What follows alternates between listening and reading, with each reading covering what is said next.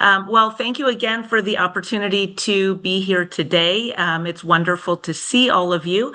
As the Assistant Dean for the Online LLM program, I oversee all aspects of the Online LLM, and so hopefully I can address a lot of the questions that have come through the chat and address any others that come in as well. So I'll be providing a little bit of an overview as to what an LLM degree is, some additional information about Dayton Law's Online LLM program.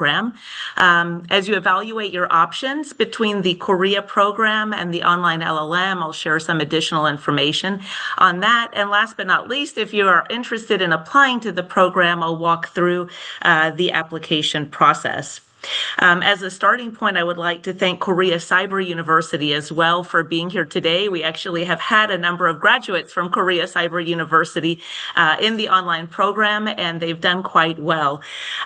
So what is an LLM degree? Professor Schmidt touched upon this, but I just wanted to reinforce that here as well. An LLM degree is a Master of Laws degree, so it is considered a postgraduate law degree. So as you'll see, one of our requirements for admission into the LLM degree is that students have completed their law degree. LLM degrees are typically in a specialized field of study. Our online LLM is oriented to U.S. law and legal practice with alignment with the bar exam requirements.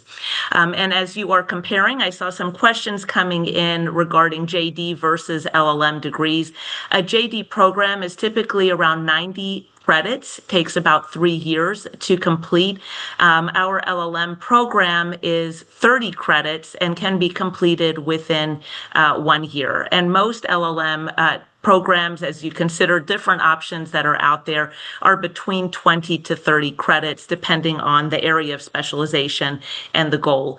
Ours is 30 credits because, as you'll see, we have a comprehensive curriculum that not only covers the bar-tested subjects, but also includes some skills, including legal research, writing, and analysis. So our program launched in 2019. I've been with the program since the inception at University of Dayton, and I've been pleased to see it grow over the years. We have just under 200 students in the program right now.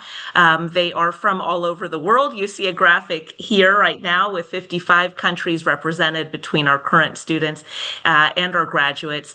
The primary audience is for the program will be foreign educated law school graduates. So although U.S. JD grads are eligible to be in the program, the majority of the students in the program are foreign educated law school graduates. For students from Korea, we are looking at a minimum degree of an LLB degree, although we have had Korean JD students in the program as well.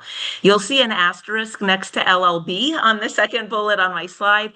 The reason for that is if you have an LLB degree from Korea, your bar options will be limited in terms of your first bar, at least that you can apply to Washington, D.C. And even there is an analysis from the bar in terms of the number of credits that your LLB degree consists of.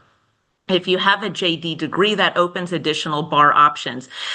For our LLM graduates, the Korean JD could open up opportunities in California and Washington State, in addition to Washington, D.C.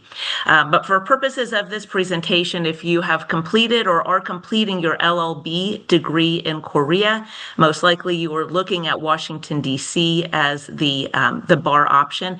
And I will have a link later on in the slides to really helpful articles that will address bar eligibility for foreign educated law school graduates and will also provide additional information about a JD versus an LLM. For purposes of the LLM degree, a law license is not required. So if you have completed your LLB degree in Korea and you are interested in applying to the LLM, that plus the English proficiency would be the minimum eligibility requirements that we are looking at. Unlike the Korea program, and Professor Schmidt covered that so well and laid the foundation for me. So my job is very easy right now. How are we different? So the online LLM is offered in a fully asynchronous format. The Korea program courses have that synchronous component. So if you are looking for live interaction, that would be more in the Korea program. For online LLM, as it's asynchronous, the course content is pre-recorded and available for students to complete at their own pace.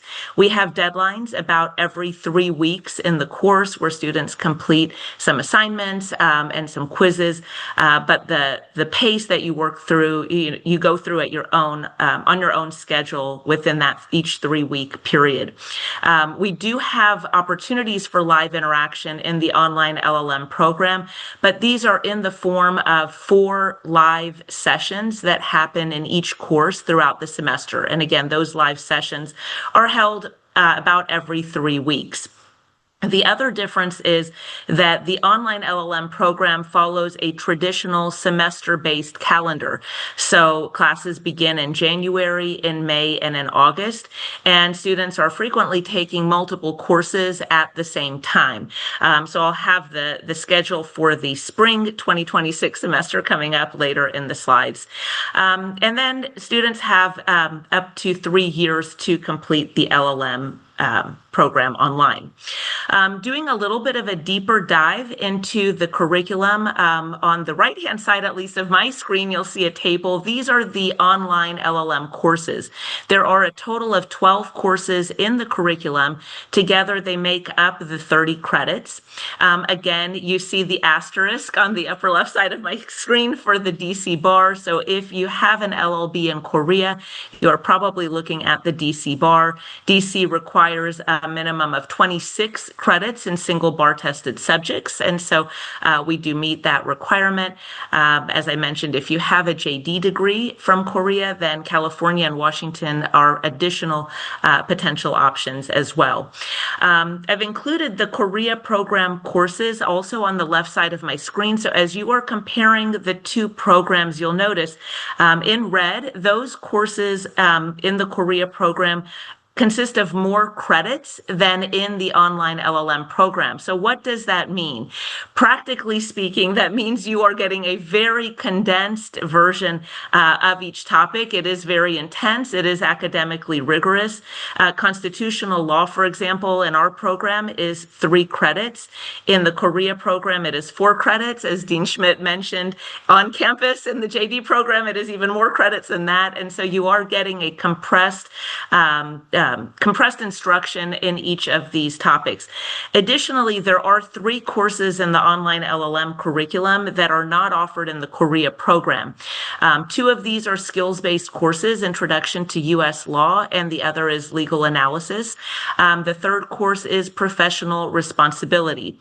So as we'll cover in an upcoming slide, for students who complete the Korea program and earn a grade point average of 2.7, which is roughly a B- or higher in the Korea program, you are eligible to complete the LLM degree with only 2 additional courses, Introduction to U.S. Law and Legal Analysis. Both of those can be taken in the same semester, so it would just be 1 additional semester of study to complete those 2 courses.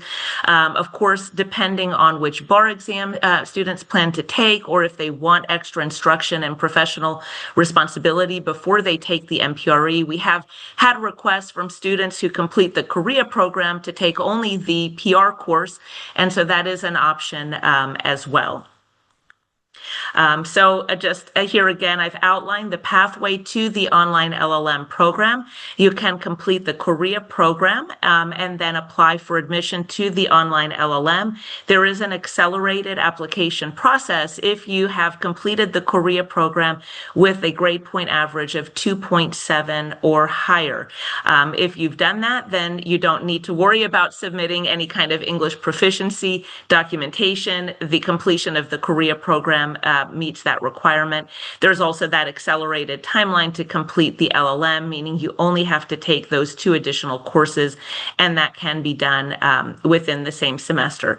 There are no scholarships available for students going from the Korea program to online LLM, and the current published tuition rate is $1,380 per credit. That tuition rate is reviewed each summer by the university. The other option, if you are interested in completing the full 30 credits through the online LLM program, is to apply directly to us. We have 3 semesters per year, so 3 starts per year. I've included the link to our application page, and I have a separate slide on applications coming up. For students completing the full 30 credits, the maximum scholarship available is 35%. At one point in the past, it had been 40%, but now it has been reduced to a maximum of 35%. That applied to the published tuition rate brings the net tuition to approximately $900 per credit. So I've included the link here for more information about the online LLM, as well as some key highlights. I would like to just take a moment to pause and say how fortunate we are that you have both Professor Schmidt and Professor Sangchampupin here today. Those 2 professors together have developed 10 credits of the 30 credits of content in the online LLM program. Professor Schmidt developed our contracts and sales course. Professor Sangchampupin has developed our civil procedure and our criminal law and procedure course. So there are no surprises. If you enjoy their teaching style, rest assured that that 3 of the courses in our program have been developed by those 2 professors. The other course development has also been done by professors with experience teaching online and or teaching international students. Another area that I'd like to highlight as you are considering the online LLM program is that we do offer tremendous support to our students. So we have a dedicated academic support professor that is available to help, especially when it comes to legal writing and legal English. She can work one-on-one individually with students. And we found as students are planning ahead for the bar that they find that extra intensive writing support to be helpful. We also have a peer advisor in the program. This is a student who earned her LLM, a foreign educated law school graduate who earned her LLM and is now licensed by the D.C. bar, and she is an available resource for students. And we have our very own Professor Sangchampupin, Director of Bar Prep, who runs a mini bar prep course exclusively for our LLM graduates. Last but not least, we also have career counseling available for those who are interested in that.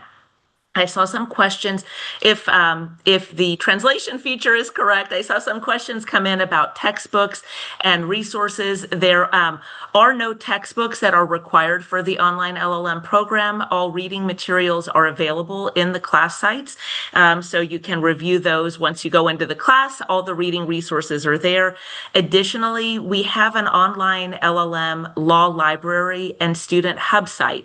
What can you access there? Well, you get access to Lexis, Westlaw, and Bloomberg. So if you are interested in scholarship and research, you have those available research tools. We also have, starting this semester, new study guides that are available. And so I have my list here: Aspen Learning, Cali, West Academic, Lexis Digital Library, and Spaced Repetition. All of those are supplemental study guides and resources that are available and that you can access for free as an online LLM student. I know I've thrown a lot of information at you, so please don't worry if you have questions. A lot of this information is available on our website. I've included the links here, and I especially would like to highlight the bar and career prospects link. We have put together a series of articles that address a lot of the questions that have come through. So for example, what is a JD versus an LLM? which bar options might be available to me as a foreign educated law school graduate? What is the next Gen Bar exam, and how might I prepare for that? So I encourage you, if you do have those questions, please visit our website. Of course, you can also reach out to us for any additional questions. And I think that there were some questions that came through regarding career and synergies with, if you already have your law degree in Korea and you are working, how might the Korea program or the LLM program help you? So we've identified a couple of practice areas. If you work in these fields, we have found through our graduates and through students in the program right now that they have benefited by having that knowledge of U.S. laws. So especially related to IP, to law and tech. If you work in international business or trade, you're working on contract drafting, commercial disputes. All of these are areas where having that knowledge in U.S. law, even if it is only pursuing a non-degree coursework or only pursuing the LLM and not taking the bar, just having that knowledge of U.S. law, that enhancement in your legal English skills in transactional drafting will really help you as you work in that field. And Professor Schmidt mentioned the certificate that you get through the Korea program. I also wanted to share for those of you who decide to pursue the LLM degree, whether it is after completing the Korea program or independently completing the full 30 credits, you will receive a diploma, a Master of Laws diploma. It does not reflect that it is an online program. And so a lot of our students are really proud. In fact, I just received notice from a student in Korea who received the diploma certificate in the mail today, was so excited to have that. And so that's just what the diploma will look like. So your name can be there with a future date as well. So if you are interested in applying to the online LLM program, I encourage you to visit our website. We have step-by-step instructions there. This is just a screenshot on our right of what you can see. Additionally, on the far right, you'll see all the different sub-pages for the online LLM program where you can get additional information. I do encourage you, if you are applying, make sure to include ILDANSA when there's a question about how did you hear about our program. So you can include ILDANSA there. You can also include even today's webinar there. That's very helpful for us. And we would like to be as responsive as we can to any questions that you have following today's webinar. A credential evaluation is going to be required for the LLM program. I don't think that is required for the non-degree program, but if you are planning to apply for the LLM, we will need that credential evaluation completed. English proficiency is also required. We have included a couple of different pathways, whether it's TOEFL, IELTS, Duolingo, or Cambridge certifications.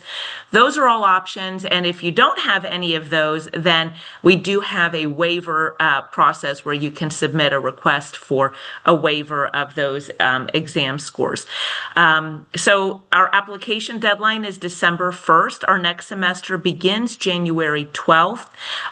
For those of you who are interested in pursuing this program, I can tell you, as long as you apply by December 1st, you submit that supplemental scholarship statement, you will qualify for that 35% scholarship, which will reduce the published tuition rate to about $900. So if you have more questions about the application process, I've included my personal email at the end of the slides. You can also email us at onlinellmapplication@udayton.edu. These are the courses that we will be offering in the spring semester. It starts January 12th. It ends at the very end of April to early May. Again, if you are only pursuing the two courses, the legal analysis and the intro to U.S. law, or if you decide you want to take professional responsibility, the tuition rate is $1,380 per credit. For those of you pursuing the full degree, there is that 35% scholarship that is available. And as you budget and plan ahead, each summer the university reviews the tuition rate. Historically, there has been a 2 to 4% increase starting in each summer. So that would be in the May to August semester. So once again, I would like to thank you for the opportunity to be here. I really appreciate you staying on. I know that there's a lot of information to process. Please feel free to reach out to us. And again, also please follow our LinkedIn page. We have a lot of information there that we share, and so we encourage you to follow us.